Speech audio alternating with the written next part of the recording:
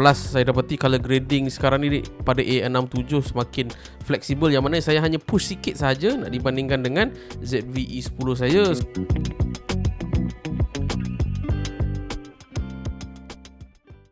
Waktu kecikgulan sebagai saya Rotan. Hari ni kita nak buat big reveal dan sedikit review untuk A6700 kosong. Ni dia, korang boleh tengok the latest and greatest APS-C kamera daripada Sony yang kita boleh rakam up to 4K 120 frames per second. Ni sabunnya, ni miliknya tuan badan, tuan besar literally Izzat Akmal. Mana? Okey, nampak. Nampak? Kita dekat studio sembang Marvel. Apa cerita? Cerita apa? Apa? Yellow Pocket Podcast. Yellow Pocket Podcast. Atas pagar. Atas pagar. Pagar atas. Banyak betul kau punya podcast Ijat ni. So, let's jump. Buat disclaimer siap-siap, ini bukan full testing ke apa. Ini sekadar saya punya, orang kata apa, limited testing dalam masa separuh hari paling maksimum. So, kita hanya boleh test beberapa perkara sahaja. So, benda apa yang saya nak test, korang tengoklah video ni sampai habis. Ya. Mostly setting saya adalah 4K 50 frames per second. Kalau saya buat random shooting lebih kurang macam gini, nak dibandingkan dengan ZV-E10 Cikgu Luan, tak ada banyak beza sangat. Melainkan kita ada option like 4K 60 4:2 chroma subsampling dan juga color depth 10 bit. Itu lain cerita. Tapi otherwise kalau korang buat shooting vlog, nak dibandingkan dengan kamera yang saya dah nyatakan tadi, it won't make a very big difference when it comes to the overall look. Tapi daripada segi color science dan video production dia, nak dibandingkan dengan E10, I would say E10 ni kontras dia sedikit tinggi nak dibandingkan dengan A67 yang saya rasa dia ada color science dia yang tersendiri. Tapi I would say tak adalah jauh beza sangat, melainkan kita nak masuk dalam bab color grading nanti. Tapi benda yang di-improve kau-kau saya rasa daripada segi low light. So shot ni tak silap saya, ini adalah ISO 10,000 lebih something untuk aperture f2.8. So now sekarang shot A67. So korang dapati like, even saya zoom sekalipun, saya dapati noise profile dia jauh lebih baik dibandingkan dengan ZV-E10. So alang-alang nak buat testing untuk onboard mic punya sound, nak buat juga when it comes to active steady shot. Bukan active, standard steady shot, yang mana A6700 ada IBIS. So macam mana performance dia. So ini pula ZV-E10 4K 25 frames per second. Kita nak test daripada segi gegaran bila kita nak buat vlog, dan juga overall sound dia macam mana nak dibandingkan dengan A6700. Bunyi mana lagi baik tu semua, bla bla bla. So conclusion dia, lagi elok lah ada in-body stabilization daripada tak ada langsung. So untuk shooting S-Log 3, straight to the point lah, A6700 ini exposure dia korang kena set plus 1.0 exposure. Berbanding dengan ZV-E10 yang color depth dia hanyalah sekadar 8 bit, korang kena shoot plus 1.7 exposure. Itu paling optimum lah. Lain-lain setting I think semua sama, melainkan dia punya ISO punya base agak different, but yeah, we'll see on the testing side. So dengan A67 saya shoot plus 1.0 saja, and then bila kita slap the LUT of Rec 709, nampak macam lebih kurang je kan. So bila kita bandingkan dengan ZV-E10 yang saya shoot plus 1.7 punya exposure, bila kita letak LUT tu pun kita akan nampak like lebih kurang sama saja. Tapi bila kita compare side by side, korang akan dapati daripada segi white balance dia agak incorrect. Itu salah saya terletak ZV-E10 pada kadar yang lebih orang kata apa, bluish. So nanti saya akan correctkan untuk next shot. Dan bila dah color grade dua-dua, kita dapati ZV-E10, kalau korang dapati dekat saya punya rambut Cikgu Luan, dia ada purple tinge dekat situ.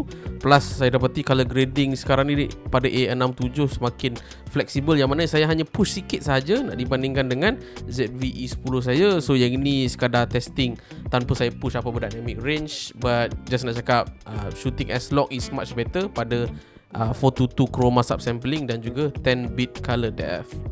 So pengalaman Cikgu Luan pasal S-Log 3 ni bila guna A6700, Cikgu Luan dapati memang for the first time ever senang gila nak orang kata apa, color grade S-Log 3. Maybe disebabkan dia ada 4:2 chroma subsampling dan juga 10 bit color depth. Tapi saya berhenti dekat situ saja. Maybe benda ni saya kena cerita on the next video sebab takut a bit technical. But just nak cakap kepada you guys yang memang suka sangat shoot S-Log 3, korang kena beli body camera yang memang boleh shoot chroma subsampling 422 dan juga color depth 10 bit macam A6700. So overall dalam sejam 2 Cikgu Luan shoot untuk A6700. So far so good. Dia punya menu sistem Sony for me sangat terbaik. Even though pengalaman Cikgu Luan, dia punya setting tu dia dah buried underneath. Maksudnya memang lebih orang kata organized tu semua. It's just that kena cari dalam-dalam sikit. Tapi korang jangan risau, menu sistem Sony yang baru pun boleh add custom menu yang korang nak macam mana lah. Kemudian daripada segi Cikgu Luan, bukan ke A6700 ni terkenal dengan overheat. Okay, tu orang kata pun nak generalize semua Sony. Sebenarnya model-model Sony kebanyakannya memang akan ada isu overheat, sama ada teruk ataupun tak teruk. Now sepanjang Cikgu Luan shoot 4K 50 frames per second, 422 chroma dan juga 10 bit, setakat ini tidak ada apa-apa isu overheat yang sangat-sangat teruk lah. Cumanya Cikgu Luan rasa macam body dia panas sikit je daripada Sony ZV-E10 kalau ZV-E10 ni shoot 4K lah. But overall okay, it's a very good impression when it comes to A6700. Dan setakat Cikgu Luan test when it comes to shoot kebanyakan like outdoor ni semua memang tak ada apa-apa isu lah. It's just that to those yang menggunakan Sony yang menu lama, misalnya kata A6000, A6300, A6400, korang kena biasakan diri when it comes to cara nak shoot menggunakan sistem menu baru Sony lah.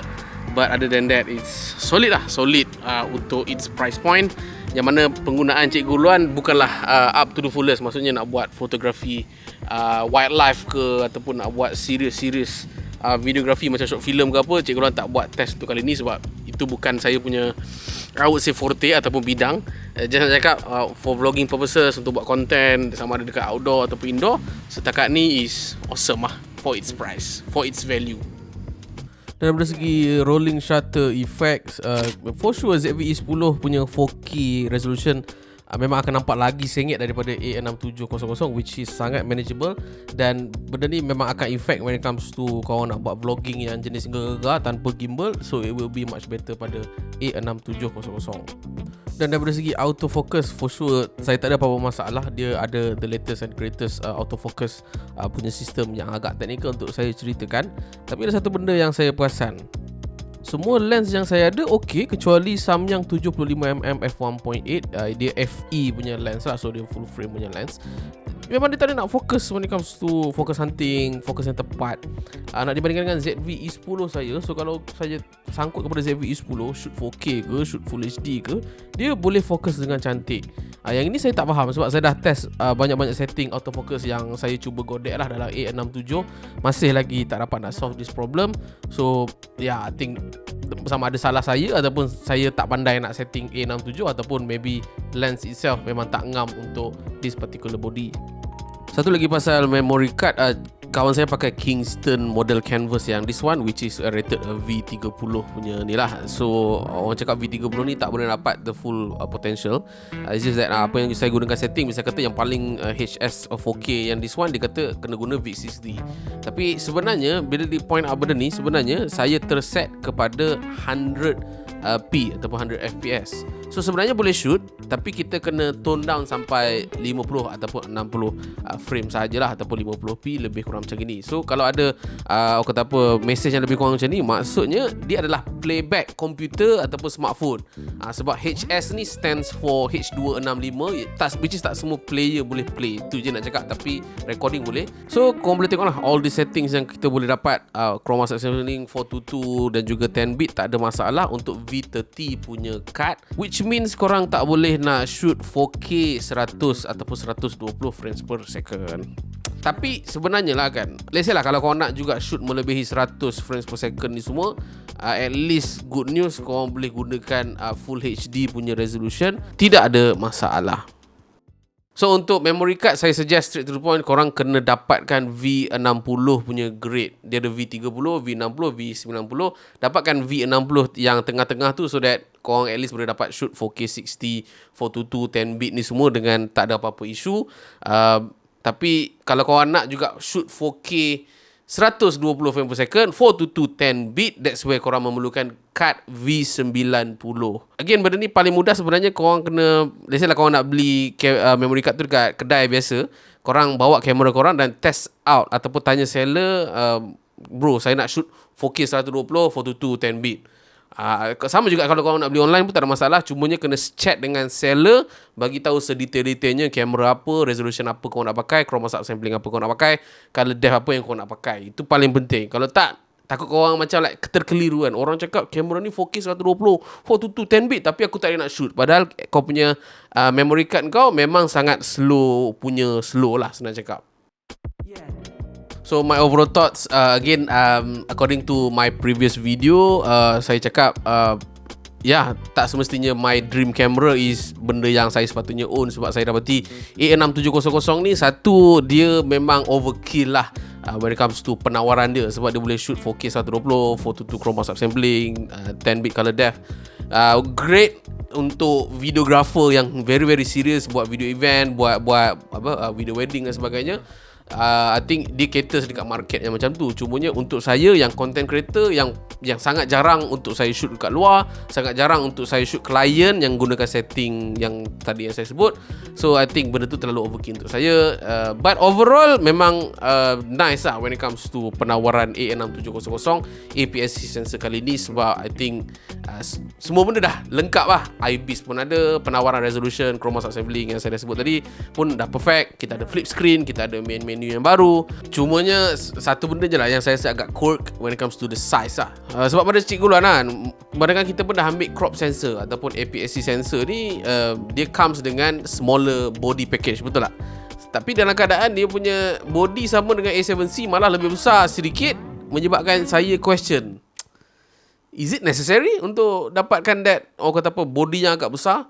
Tapi pengalaman Cikgu Luan lah, handle A6700 ni, walaupun dia lagi besar daripada A7C, still just nice nak handle it. Maksudnya saya tak rasa pun ada vibe full frame tu. Sebab saya pernah pegang, misal kata A7S3, saya pernah pegang FX6 ke FX3, tak ingat, FX3. Dia orang ni lagi robust, lagi besar, lagi berat nak dibandingkan dengan A6700. So there you go, saya punya brief testing untuk A6700. Thank you Izzat Akmal kena bagi pinjam saya separuh hari on the A6700. Kalau kau nak beli this particular body, kau beli, pergi dekat dalam video description Cikgu Luan. Cikgu Luan lekatkan link description dekat situ. Okay, itu saja daripada saya. Apalagi guys saya tahu gunakan video editing ke video itu semua, korang boleh roger dalam ruang komen bawah supaya saya boleh buat video upon request you guys. Itu saja daripada saya Cikgu Luan. Saya pergi. Saya